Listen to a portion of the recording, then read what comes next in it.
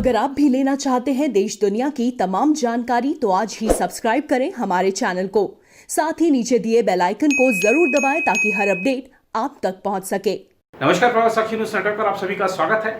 इस वक्त की सबसे बड़ी खबर बिहार से आ रही है, जहां आंधी और बारिश के दौरान आकाशीय बिजली गिरने से 26 लोगों की मृत्यु की खबर है। माना जा रहा है, इस तरह की रिपोर्टें हैं कि मृतकों का आंकड़ा बढ़ सकता है। पिछले कुछ समय से बिहार में आकाशीय बिजली गिरने का क्रम बना हुआ है और कई लोगों की मृत्यु हो चुकी है।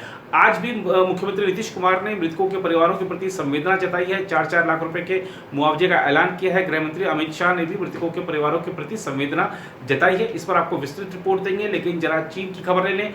59 ऐप्स पर बैन लगा तो 59 दिन से जारी गतिरोध के दौरान अब चीन अपने कदम पीछे हटाता दिख रहा है, क्योंकि उसके प्रोपेगेंडा अखबार ग्लोबल टाइम्स ने कहा है कि दोनों पक्ष इस बात पर सहमत हो गए हैं कि अब तनाव को खत्म किया जाए, कुछ कदम पीछे हटा जाए। अब लेकिन भारत चीन की किसी बात पर विश्वास करता नहीं है। आप देखिए कि भारत ने अपने जो स्पेशल फोर्सेज हैं वो लद्दाख में तैनात किए हैं। ये स्पेशल फोर्सेज कौन है? जिन्होंने कि सर्जिकल स्ट्राइक में भाग लिया था, पाकिस्तान में घुसकर आतंकवादियों को मारा था, तो वहां पर उनकी तैनाती हो गई। इसके अलावा आज रक्षा खरीद में एक बड़े जो कह सकते हैं फैसले लिए गए और रक्षा मंत्री राजनाथ सिंह की अध्यक्षता में जो रक्षा खरीद परिषद है उसकी बैठक हुई। उसमें कई सारे विमानों को लेने की बात हुई है, हथियारों को खरीदने की बात हुई है। क्या है ये सारे पूरा मामला आपको विस्तृत तरीके से बताएंगे। लेकिन गृह मंत्री अमित शाह ने आज देर शाम अपने मंत्रालय में एक बैठक की। इसमें एनसीआर राज्यों के मुख्यमंत्रियों के साथ उनका वर्चुअली विचार विमर्श हुआ। उत्तर प्रदेश के मुख्यमंत्री योगी आदित्यनाथ उनके साथ थे, हरियाणा के मुख्यमंत्री मनोहर लाल खट्टर थे, दिल्ली के मुख्यमंत्री अरविंद केजरीवाल थे, और ऐसे ही उन्होंने जो स्वास्थ्य मंत्री डॉक्टर हर्षवर्धन थे, गृह मंत्रालय के वरिष्ठ अधिकारी थे।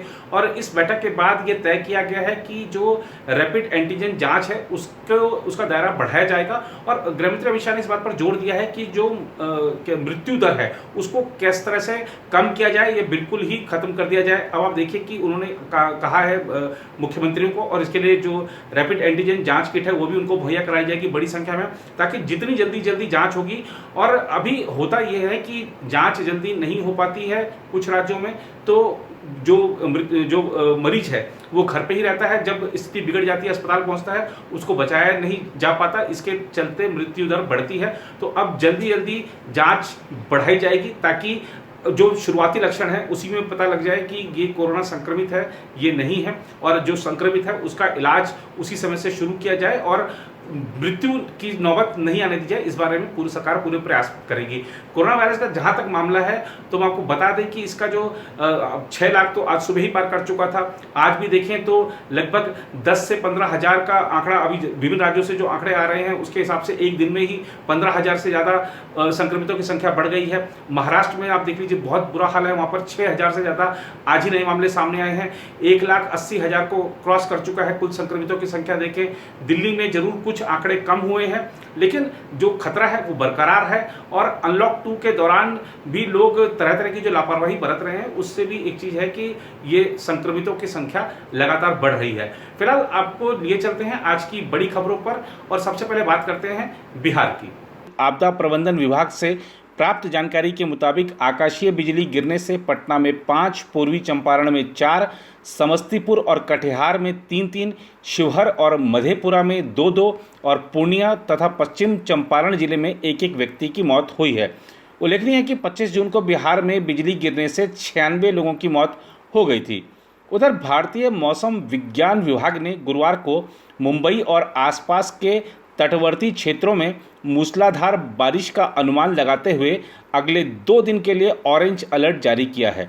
ऑरेंज अलर्ट का मतलब है कि प्रशासन बेहद खराब मौसम के कारण उत्पन्न परिस्थितियों से निपटने की तैयारी कर रहे। मौसम विभाग मुंबई की वरिष्ठ निदेशक शुभांगी भट्टे ने बताया कि रत्नागिरी जिले में शुक्रवार को अत्यधिक भारी वर्षा होने और शनिवार को रायगढ़ में ऐसी ही बारिश होने का अनुमान है। गौरतलब है कि रत्नागिरी जिले में पिछले महीने आए चक्रवातीय तूफान निसर्ग से भी काफ़ी नुकसान हुआ था। उन्होंने बताया कि मुंबई के कुछ इलाकों में भारी से अत्यधिक भारी वर्षा होने का अनुमान है। शहर पुलिस ने ट्वीट किया है अत्यधिक बारिश का अलर्ट। मौसम विभाग ने मुंबई में शुक्रवार और शनिवार को कई जगहों पर भारी से अत्यधिक भारी वर्षा का अनुमान जताया है। सभी लोगों को घर के भीतर रहने, अकारण बाहर नहीं निकलने और जरूरी एहतियात बरतने की सलाह दी जाती है। उधर चीन से जारी तनाव के बीच भारत ने लद्दाख में स्पेशल फोर्सेज की तैनाती की है। सूत्रों के मुताबिक देश के अलग अलग स्थानों से पैरा स्पेशल फोर्स की यूनिट को लद्दाख में ले जाया गया है, जहां वे अभ्यास कर रहे हैं। स्पेशल फोर्सेज ने 2017 में पाकिस्तान के खिलाफ की गई सर्जिकल स्ट्राइक में अहम भूमिका निभाई थी। सूत्रों ने कहा कि अगर जरूरत पड़ी तो उनका इस्तेमाल चीन के खिलाफ भी किया जा सकता है। स्पेशल फोर्सेज की टुकड़ियों को पूर्वी लद्दाख में तैनात किया गया है। उन्हें उनकी भूमिकाओं के बारे में पूरी तरह से अवगत कराया गया है, जिसे चीन के साथ दुश्मनी बढ़ने पर अंजाम देना पड़ सकता है। भारत में 12 से अधिक स्पेशल फोर्सेज की रेजिमेंट है, जो अलग अलग इलाकों में ट्रेनिंग लेती है। जम्मू और कश्मीर में तैनात स्पेशल फोर्सेज की टुकड़ियां लेह में और उसके आसपास के ऊंचाई वाले क्षेत्रों में नियमित रूप से वार गेम्स का अभ्यास करती हैं। चीन से तनाव के बीच मोदी सरकार कई बड़े फैसले भी ले रही है। चीन के साथ सीमा पर बड़े तनाव के बीच रक्षा मंत्रालय ने सैन्य बलों की युद्धक क्षमता बढ़ाने के लिए 38,900 करोड़ रुपए की लागत से 33 अग्रिम लड़ाकू विमानों, मिसाइल सिस्टम और अन्य सैन्य उपकरणों की खरीद को गुरुवार को मंजूरी दी। अधिकारियों ने बताया कि 21 MiG-29 लड़ाकू विमान रूस से, जबकि 12 Su-30 MKI विमान हिंदुस्तान एरोनॉटिकल्स लिमिटेड से खरीदे जाएंगे। मंत्रालय ने मौजूदा 59 MiG-29 विमानों को उन्नत बनाने के एक अलग प्रस्ताव को भी मंजूरी दी है। अधिकारियों ने बताया कि मंत्रालय ने 248 अस्त्र BVR मिसाइल सिस्टम की खरीद को भी स्वीकृति दी है। हवा से हवा में लड़ाई में सक्षम ये मिसाइल सिस्टम सुपरसोनिक लड़ाकू विमानों से मुकाबला कर सकते हैं और सभी तरह के मौसम में दिन रात हमेशा इनके काम करने की क्षमता होगी। रक्षा मंत्री राजनाथ सिंह की अध्यक्षता में रक्षा खरीद परिषद यानी DAC की बैठक में ये फैसले किए गए। खरीद के संबंध में DAC रक्षा मंत्रालय की निर्णय लेने वाली सर्वोच्च इकाई है। DAC ने पिनाका मिसाइल सिस्टम के साथ ही लंबी दूरी तक मारक क्षमता वाले मिसाइल सिस्टम की खरीद को भी मंजूरी दी है। इसकी क्षमता 1000 किलोमीटर तक होगी।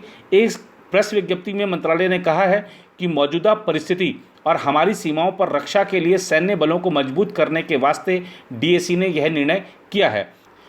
उधर प्रधानमंत्री नरेंद्र मोदी और रूस के राष्ट्रपति व्लादिमीर पुतिन ने गुरुवार को कोरोना वायरस संकट पर चर्चा की और कोविड-19 के बाद विश्व की चुनौतियों का मिलकर समाधान करने के लिए दोनों देशों के रिश्तों को और मजबूती प्रदान करने का संकल्प लिया।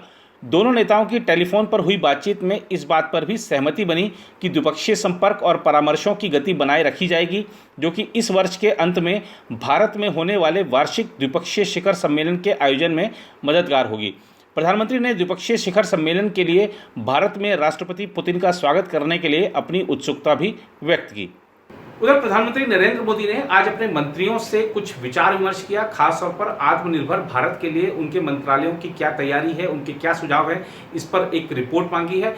और प्रधानमंत्री को कई सुझाव अच्छे भी मिले हैं, जिन पर गौर किया जा रहा है। प्रधानमंत्री नरेंद्र मोदी ने कहा है, अधिकारियों को निर्देश दिए गए हैं कि आप एक विस्तृत रिपोर्ट तैयार करिए, मंत्रालयों को वो भेजी जाएगी कि इस पर आगे इस तरीके से आगे चलना है। और देखिए, आत्मनिर्भर भारत बनाने के लिए सरकार तो अपनी तरफ से प्रयास कर रही है। सभी नागरिकों का भी एक ये संकल्प होना चाहिए कि आत्मनिर्भर भारत बनाने के लिए जो प्रयास हो रहे हैं सरकार की तरफ से, हम उनको किसी तरीके से अपना समर्थन दें। और प्रधानमंत्री ने खासतौर पर जो लोकल के लिए वोकल बनने का एक अभियान, एक संकल्प दिलाया है लोगों को, उस पर सभी को जोर देना चाहिए।